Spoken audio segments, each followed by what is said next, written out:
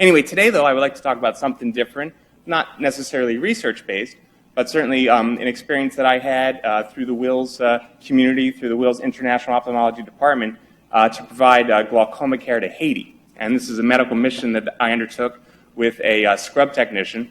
It was both a surgical and medical mission to provide glaucoma care down in Haiti towards the end of March, just a couple weeks ago. So briefly, Haiti is a country in the Caribbean. It's actually the third largest country in the Caribbean, the third most populous. It's about the size of Maryland, I'm told. It is a very mountainous country. In fact, it's the most mountainous country in the Caribbean. But unfortunately, it's about 98% deforested. As this view from the airplane flying over Haiti shows, it's pretty brown through much of it. Some facts. As you all well know, it's an impoverished country. It has infant mortality about 10 times that of the U.S. An incredible number of people live on $2 per day or less. Life expectancy is less than the United States by about 17 years. They have a high HIV infection rate. 20% of children are malnourished there. Unfortunately, less than 50% complete primary school. And many, if not most people, have limited access to sanitation, and almost 50% have no access to clean drinking water. Now, moving on to glaucoma, you've heard already how certain ethnic groups are at greater risk for glaucoma. Certainly the African American risk has been shown in the United States to be about 2 to 3 times higher than in the white population. There aren't too many studies of a specific Afro-Caribbean population, but there was a study called the Barbados Eye Study, which demonstrated a high incidence of bilateral blindness in that community, much of it from cataract, which would fortunately be reversible, but in front of diabetic retinopathy was actually glaucoma. Some 14% of people in that study were bilaterally blind, were in that group of bilateral blindness, and about 2% of their population is affected by this, which is an incredibly high number. In terms of actually glaucoma screening in the Haitian Afro-Caribbean population, that hasn't been done in Haiti specifically, but it has been done in South Florida, which has the largest Haitian community outside of Haiti itself. It's actually a district called Little Haiti, District of Miami. And this was actually a health center, just to sort of set the background here. This is a health center that provides general medicine, OB-GYN, and pediatric care. And in this population of patients, they provided it was a voluntary glaucoma screening.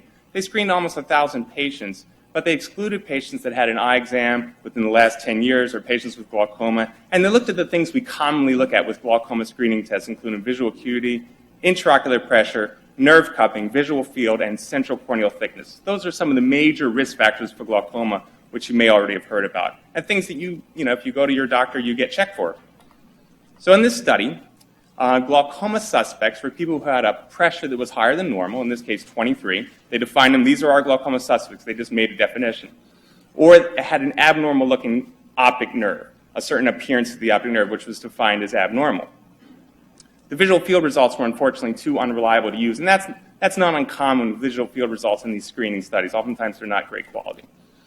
They found that of those about 1,000 patients, about 750 were eligible. Some people were thrown out because it turned out they had a doctor, it turned out they had glaucoma, et cetera. But a pretty high number, 25% were determined to be glaucoma suspects. That's actually a very high number. And even more concerning, 21% of those patients that were deemed glaucoma suspects were quite young, were 40 years of age or younger. And that's very young, and that's not necessarily seen in some of these other glaucoma screening tests where you'll certainly see it more commonly in an older population. So these are younger people at greater risk for glaucoma. Now, the Barbados Eye Study had a similar sort of suspect prevalence, but again, what I want to point out is that the young age of these glaucoma suspects in this study.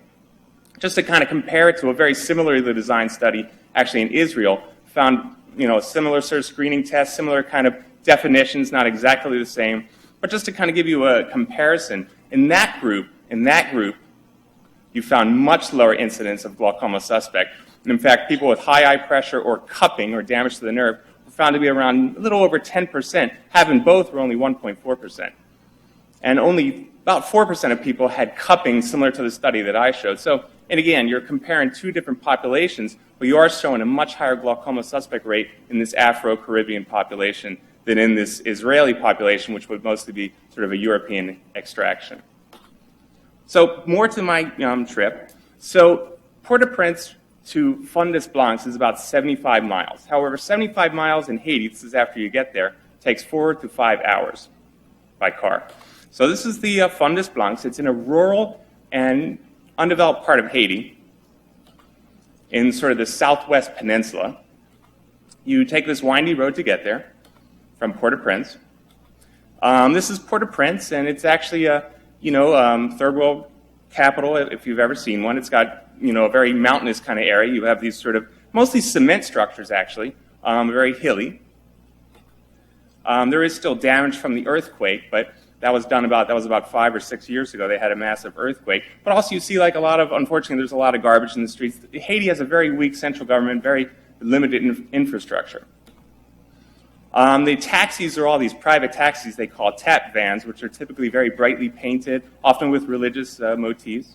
But you'll see people riding inside, outside, and on top of them, and that's just how they get around. And traffic is actually pretty tight in the city. In the center city, it's pretty condensed. As you get outside the city, it clears up a little bit. But by the time you get to where we were going, you're only on dirt roads. And so that's about a 3-hour trip on the main sort of paved road outside of Port-au-Prince, and then you're onto a dirt and gravel road from there. And you ford a few streams, and in the rainy season, I'm told the road is quite difficult to get down, which I can only imagine seeing some of these streams that we had to drive over. Actually, Fundus Blancs itself is a very rural town. It has no electricity.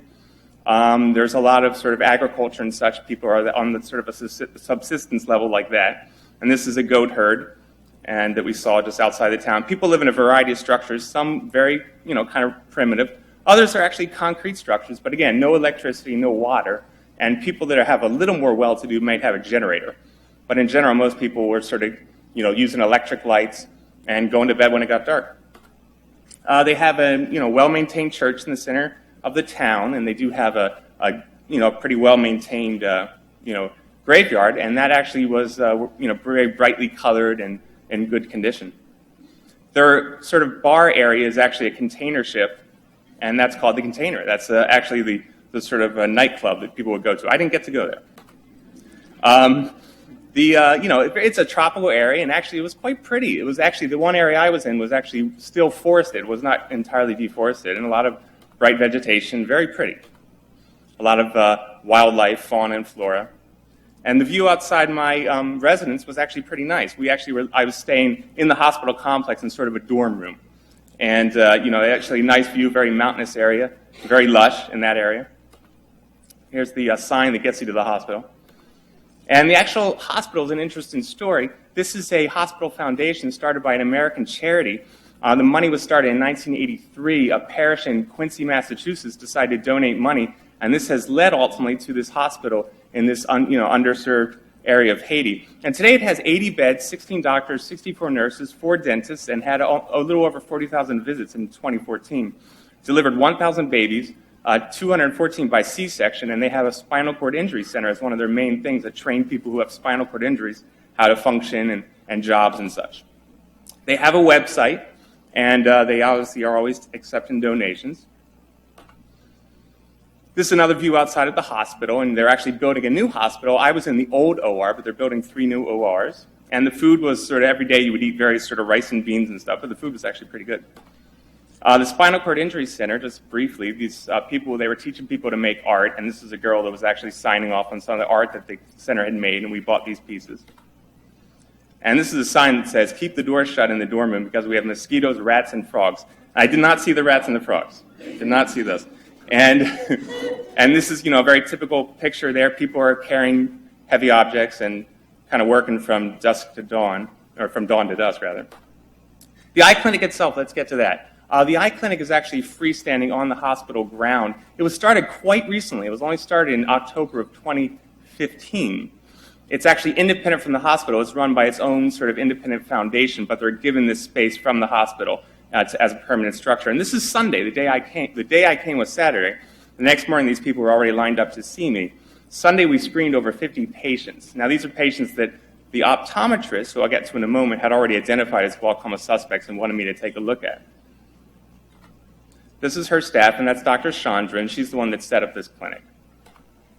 And this is her non-governmental organization charity. It's called Global Eye Project, and they're always accepting donations as well. And their basically role is to provide eye care to areas that otherwise wouldn't receive it.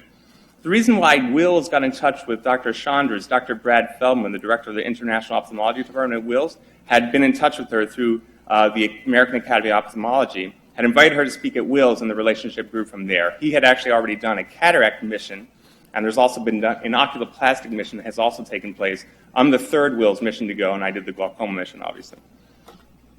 Here's a little more on the eye clinic. It had a mix of fairly rudimentary equipment. For instance, their eye chart was just a tumbling, we call this the tumbling ease chart, because there's a high illiteracy rate. So people don't say the letter, they just say which direction the E is pointing. And this is a little girl doing her tumbling ease chart. Now, she may be able to read, but that's the chart they use for everybody. And she was very cute. And the eye clinic is mostly a charity clinic. So most people are getting free care there. And I'll get to that in a moment, but they do try to make some money by, she makes glasses. And this is her station where she'll make glasses. Again, this is an American optometrist that set up this clinic. And she goes down there and she basically stays there full time. There's Dr. Chandra, and that's Ashante Thomas is the scrub technician that came with me to assist in the operating room. And they're both examining a patient. As I said, they had a mix of old and new. She actually had a fairly nice collection of modern equipment that had been donated to her charity through industry and such. And this is a very up-to-date and modern OCT machine, which you may have heard about. It's a way to look at the optic nerve. And these doctors here, both this Dr. Standing, he's from Cuba. He was a Cuban ophthalmologist who was visiting Haiti. And this is an actual Haitian ophthalmologist who has a practice in another part of the country. And they came when I was there just to, I guess, see what we were up to and whatnot.